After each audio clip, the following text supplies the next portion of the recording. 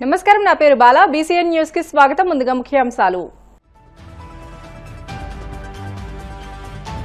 రావి వలసలో HPV vaccination కార్యక్రమాన్ని ప్రారంభించిన సీఎం చంద్రబాబు. క్యాన్సర్ రహిత సమాజమే లక్ష్యంగా అడుగులు వేస్తున్నామని వెల్లడి.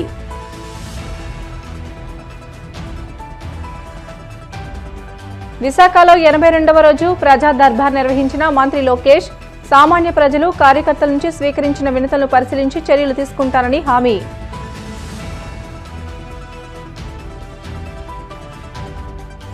రాజకీయ లబ్ధి కోసమే శ్రీవారి ప్రతిష్టను దెబ్బతీసేలా చంద్రబాబు వ్యాఖ్యలు చేశారు. తీవ్రస్థాయిలో విమర్శలు గుప్పించిన మాజీ మంత్రి వెల్లంపల్లి శ్రీనివాస్.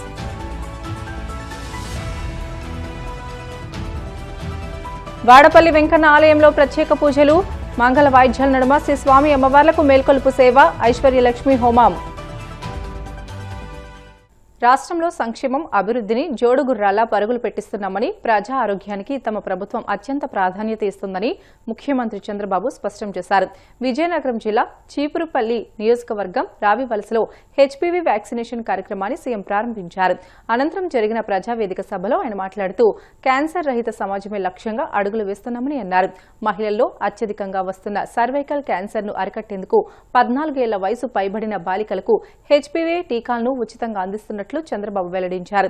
బయట మార్కెట్లో 4,000 ఉండే ఈ టీకాను రాష్ట్రంలోని 3.45 లక్షల మంది బాలికలకు ఉచితంగా అందించేందుకు 14.11 కోట్లు ఖర్చు చేస్తున్నామని అన్నారు.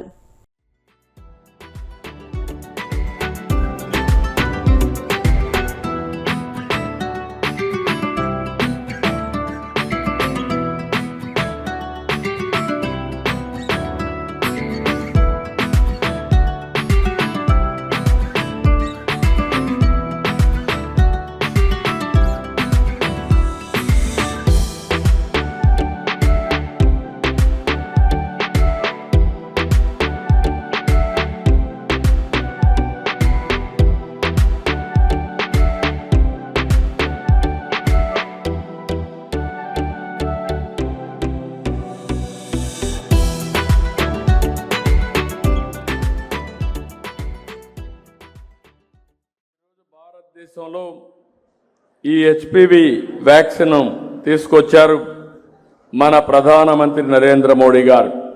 చాలా మందికి క్యాన్సర్ వస్తూ ఉంది. ప్రపంచం మొత్తం నాన్ కమ్యూనికబుల్ డిసీజెస్ వచ్చి 74% మరణాలు జరుగుతున్నాయి. ఇందులో 63% మన దేశంలో ఉన్నాయి. మన దగ్గర ఇంకొంచెం పెరిగి 68% ఉన్నాయి. ఈరోజు క్యాన్సర్లో 2021 ప్రకారం మన దగ్గర 29,379 మంది, 25కు 32,657 మందికి పెరిగే పరిస్థితి వచ్చింది. ఇందులో ఆడవాళ్ళకి ఎక్కువ క్యాన్సర్ వస్తూ ఉంది. బ్రెస్ట్, రొమ్ము క్యాన్సర్ కానీ, సర్వైకల్ క్యాన్సర్ కానీ ఎక్కువ మహిళల్లో వస్తుంది. అదే మరి మగవాళ్ళల్లో మిగిలిన వాళ్ళని మీరు చూస్తే నోటి క్యాన్సర్ మగవాళ్ళు ఎక్కువ వచ్చే పరిస్థితి వస్తూ ఉంది.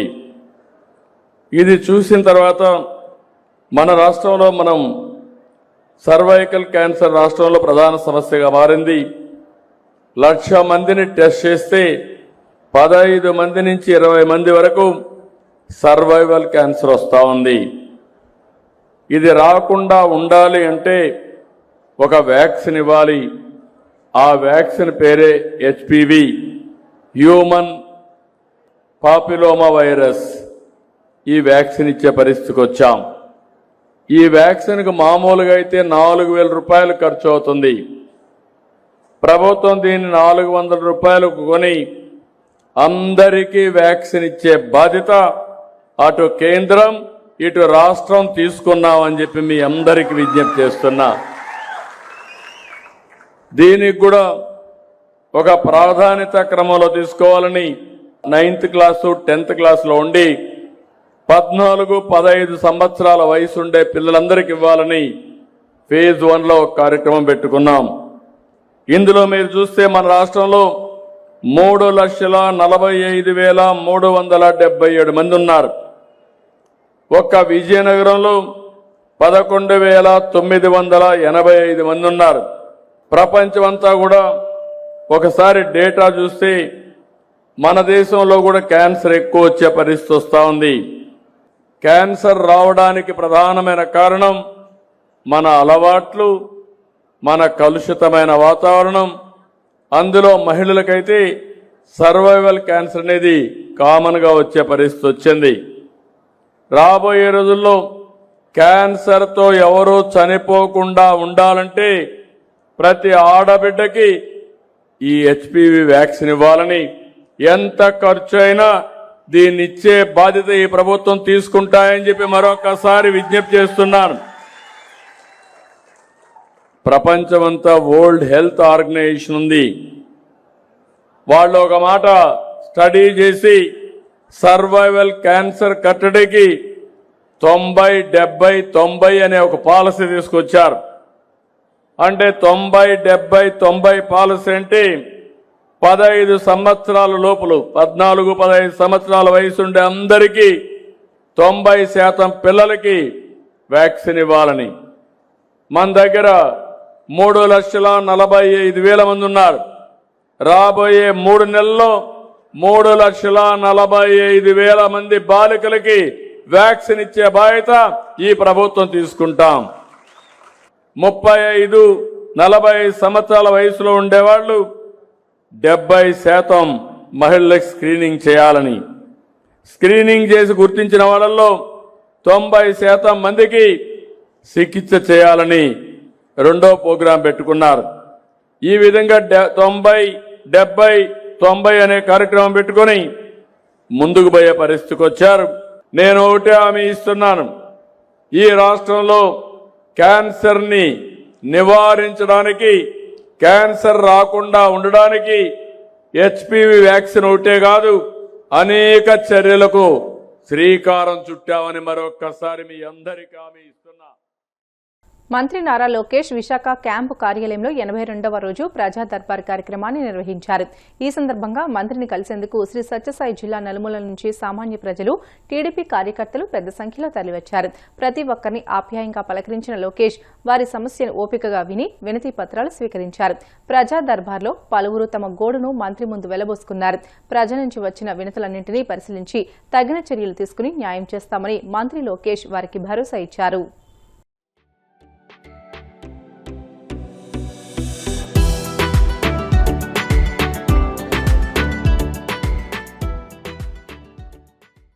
చంద్రబాబు తన రాజకీయాల కోసం శ్రీవారి లడ్డులో కల్తీ జరిగిందని దుష్ప్రచారం చేశారని మాజీ మంత్రి వెల్లంపల్లి శ్రీనివాస్ మండిపడ్డారు. చంద్రబాబుకు సుప్రీంకోర్టు అంటే గౌరవం లేదని, సీబీఐ అంటే లెక్కలేదని, ఎన్నికల్లో ఇచ్చిన హామీలు అమలు చేయాలని అడుగుతుంటే మతం పేరుతో రాజకీయాలు చేస్తున్నారని, మతం పేరుతో వైసీపీపై బురద జల్లుతున్నారని ధ్వజమెత్తారు. తిరుమల లడ్డు అంశంపై వాస్తవాలు వెల్లడించేందుకు విజయవాడలోని క్యాంపు కార్యాలయంలో పవర్ పాయింట్ ప్రజెంటేషన్ ద్వారా లడ్డు ప్రసాదం అంశంపై తమ వాదనలు వివరించారు. రాజకీయ లబ్ధి కోసమే శ్రీవారి ప్రతిష్టను దెబ్బతీసేలా చంద్రబాబు వ్యాఖ్యలు చేశారని ఆరోపించారు.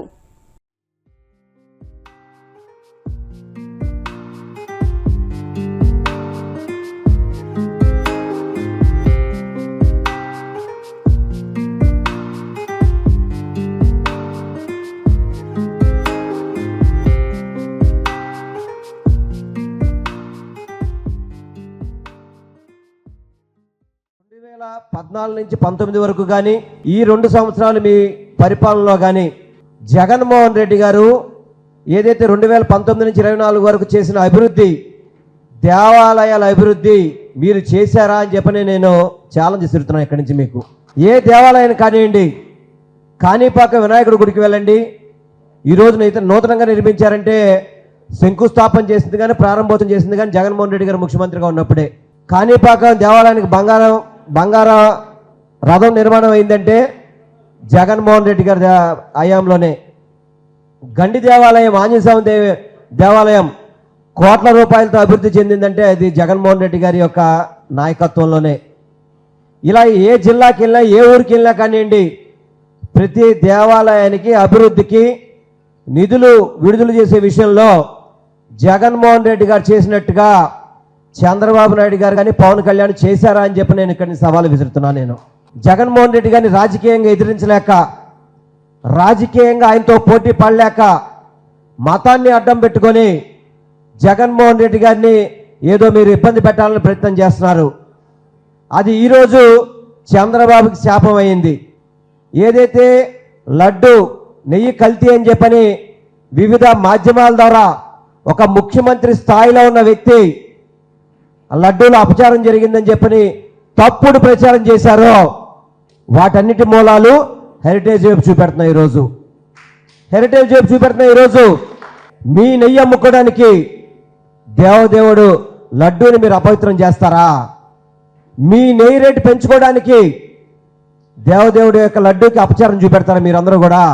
ఈ 2 ఏళ్లలో కనీసం ఒక్క పథకం అమలు చేయకుండా, ఒక్క పథకం జగన్మోహన్ రెడ్డి గారు ప్రతి నెల కూడా ఏదో పథకం ద్వారా ప్రజలకి మంచి చేశాడు.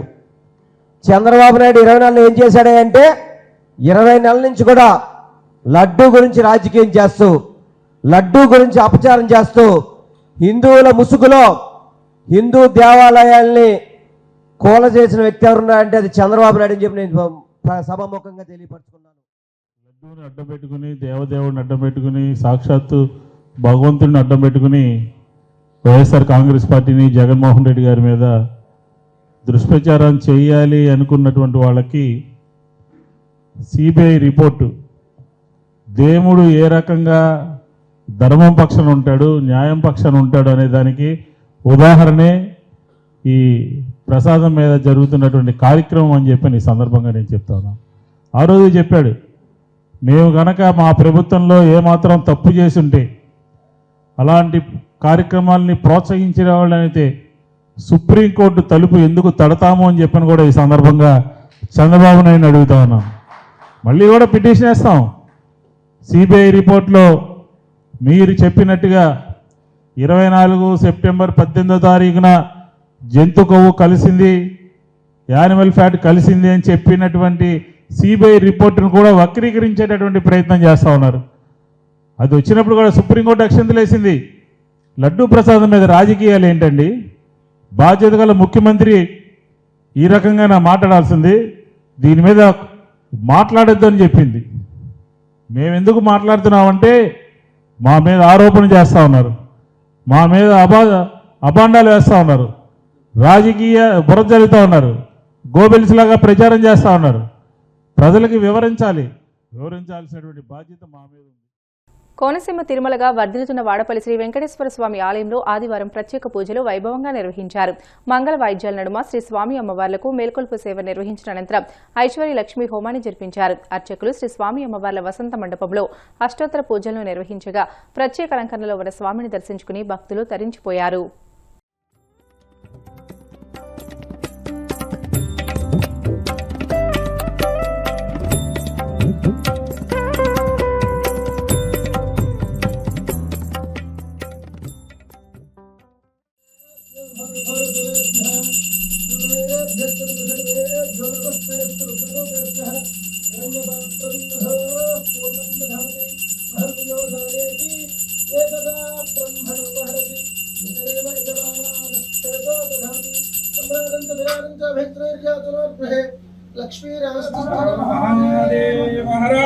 విశ్వేశ్వర స్వామి వారికి గోవింద.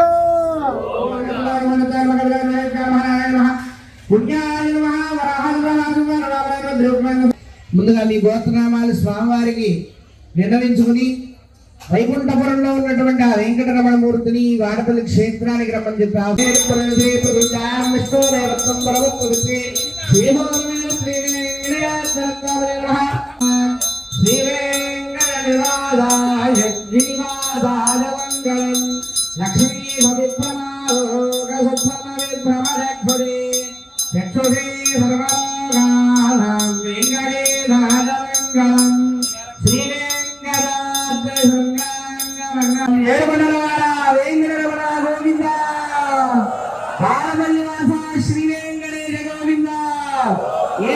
గోవింద. వాడపల్లి భాష శ్రీ వెంకటేశ గోవింద. 7 వారాల